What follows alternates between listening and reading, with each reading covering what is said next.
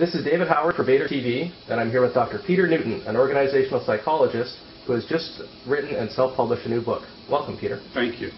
Now, Peter, you're being entrepreneurial yourself with this book, although this is your fifth book, and the title is called Law Firm Psychology. This is the first one that you've self-published. Yeah.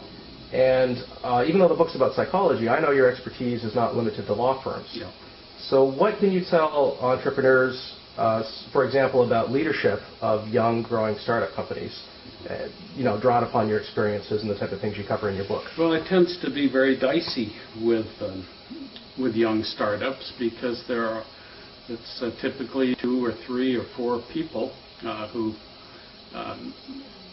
in some instances, know each other too well, and that is they're friends, or they went to college together. In other instances, don't know each other well enough. In either case, the question of authority makes people uncomfortable. They want to proceed as co-equals, but as the company develops, there's going to have to be a differentiation of authority.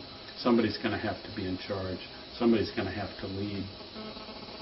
And that is the failure to get that worked out among the 3 or 4 people involved can pose a grave threat to the stability of a new company when it's most fragile.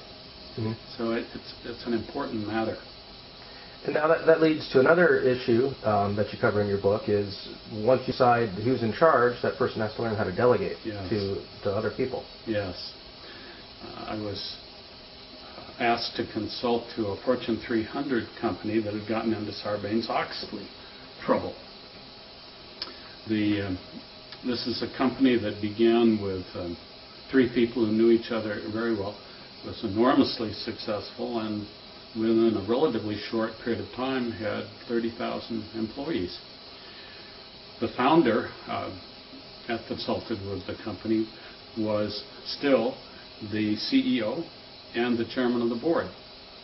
He was also a very gifted person who believed that he could do anything better than anyone else. And at one point decided that his CFO wasn't good at numbers. And so he took over supervision of the billing. Well, people in the billing department were so intimidated by him, he had so much more authority than was appropriate to the situation, that when they had doubts, they were afraid to voice them in his presence. Mm-hmm. All sorts of bills went out that were inaccurate. There were mistakes on the order of millions of dollars. The auditing committee got involved. The SEC got involved, and I got a consulting job. So the message is young companies, they need to do a few things early on. They need to have honest, forthright discussions. Yes. To decide authority. Right. And then whoever achieves that authority has got to be sure they can delegate to people. Right. Particularly as the company, if you're successful, you're going to get bigger. And so the structure is going to become more complex. There are going to be more layers to it.